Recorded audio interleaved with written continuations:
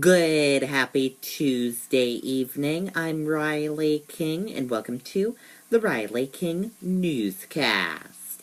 Let's get started.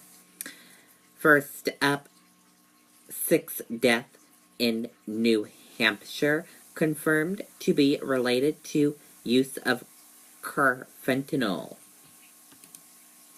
Let's take a listen to this video from WMUR News 9, Kristen Carosa. Here's a new 2017 Forte, 2017 Sorrento, or the 2017 Soul, and pay $0 for up to 5 months with the first 2 months on us. What a deal. What a summer on us. Going on now at Nashua Kia.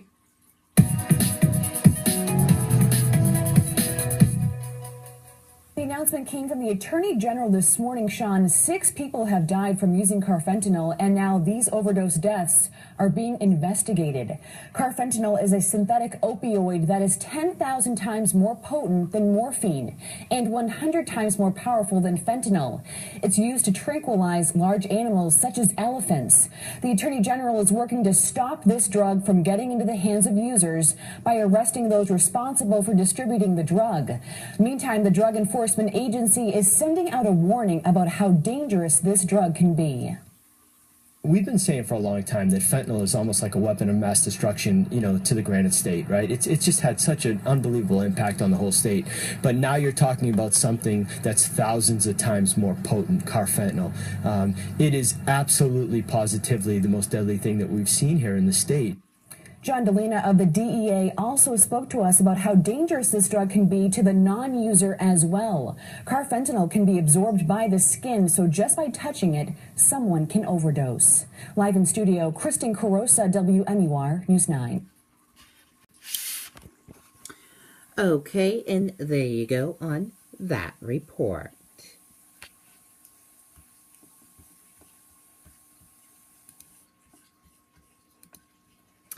Officials ID man found dead after police shootout standoff.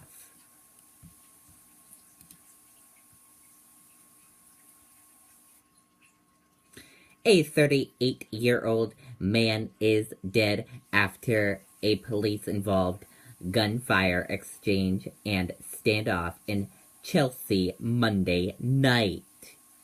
Investigators said the incident is a case of domestic violence. Chelsea Police Chief Brian Kays said officers responded to the area of Warren Avenue Monday evening for a call about a man threatening to shoot his wife. State police said the altercations resulted in the man chasing his wife out of the home and across the street to another house, where the man allegedly fired a gun in the direction of the room where his wife and daughter were hiding.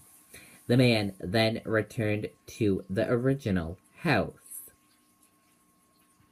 When police arrived, they met with gunfire from a man who barricaded himself. At least 2 officers returned fire, officials said. Multiple agencies responded to the scene after the exchange. Suffolk County District Attorney Dan Connolly identified the man as Kelly. Video taken by WCVB photographer captures shots being fired at a distance.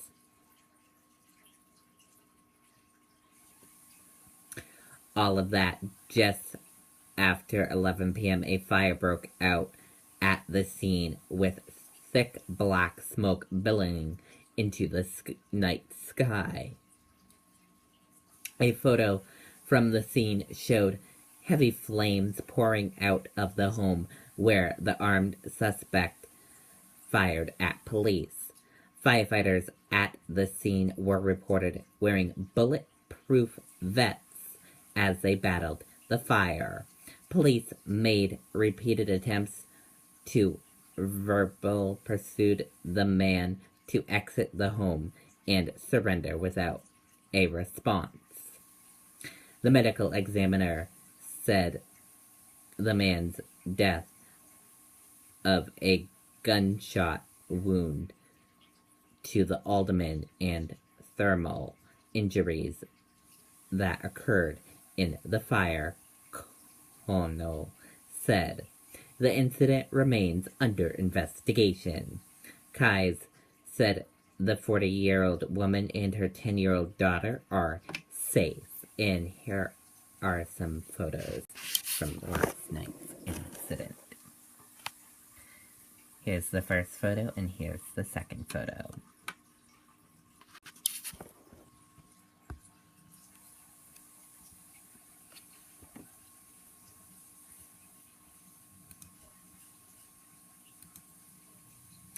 Local fundraiser committee to Barbara Bush prosthetics fundraiser. Let's take a listen to this video from WMTW Erin.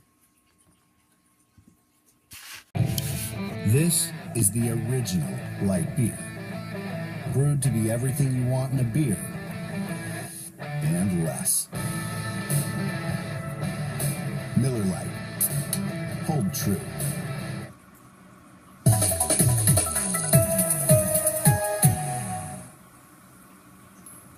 It's been a long road, but we've got our now 5-year-old boy back. Andrew King is now a healthy and happy little boy, but after falling from monkey bars on a family camping trip last summer, he lacerated a kidney, causing serious internal bleeding. From there on, our life was really turned upside down. Andrew spent 2 weeks at Barbara Bush Children's Hospital, where he underwent several major surgeries. Having the peace of mind that Barbara Bush is here and just so world class that we don't feel like we have to go to Boston in case of an emergency situation or something traumatic. Now local Dunkin' Donuts are coming together to ensure that high quality care continues. It's really important for us to be a part of the communities that we serve. A group of franchise owners announcing a new commitment to raise $250,000 for the hospital's pediatric emergency medicine, including $1 from every iced coffee sold tomorrow. There's a sense of community that I think is very, very unique. We feel it here at the hospital, and it's really, really clear that the Dunkin' Donuts franchise owners feel it as well. Andrew's dad, thankful for the hospital that gave his family so much. We're hoping we never have to be here again for something like that, but if we do, we're going to feel 100% comfortable that Andrew is going to get the best possible care. In Portland, Erin Dixon, WMTW News 8.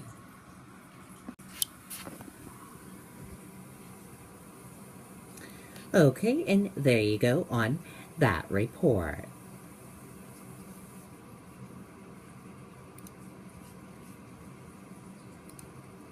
Now let's take a look at your stock markets right now and see where they closed at for this evening. Your Dow Jones Industrial Average closed in the green and went up. Your S&P 500 Index closed in the green and went up. Your NASDAQ closed in the green and went up. RUSS2K closed in the green and went up. And VIX closed in the red and went down.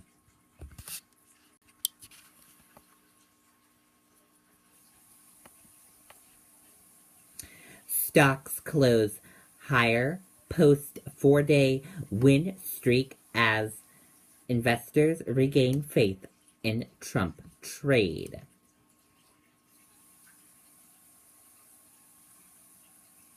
Stocks closed higher on Tuesday as hope around the Trump trade was renewed among investors.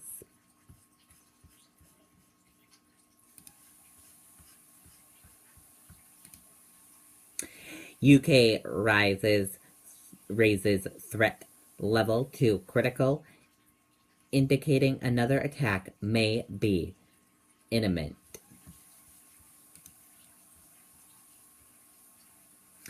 Let's take a listen to this video from ABC News.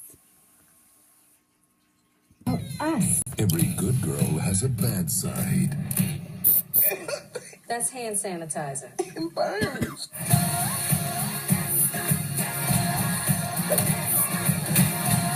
Put this on. This is a mosquito net. Then maybe you'll catch something. Yeah, man. I'm telling you guys, you have to see this thing. Okay. Girls Trip. Rated R. This morning I said that the Joint Terrorism Analysis Centre, the independent organisation responsible for setting the threat level on the basis of the intelligence available, was keeping the threat level under constant review. It has now concluded, on the basis of today's investigations, that the threat level should be increased, for the time being, from severe to critical. This means that their assessment is not only that an attack remains highly likely, but that a further attack may be imminent. The change in the threat level means that there will be additional resources and support made available to the police as they work to keep us all safe. As a result of JTAC's decision, the police have asked for authorisation from the Secretary of State for Defence to deploy a number of armed military personnel in support of their armed officers. This request is part of a well-established plan known as Operation Tempora, in which both the armed forces and the police officers involved are well trained and well prepared to work in this kind of environment. The Secretary of State for Defence has approved this request, and Operation Tempora is now in force. This means that armed police officers responsible for duties such as guarding key sites will be replaced by members of the armed forces, which will allow the police to significantly increase the number of armed officers on patrol in key locations. You might also see military personnel deployed at certain events, such as concerts and sports matches, helping the police to keep the public safe. Okay, and there you go on that report. And that did it for the Riley King Newscast, right here on the Riley King Network. I hope you all have a great rest of your Tuesday night. Good night, everyone. Bye.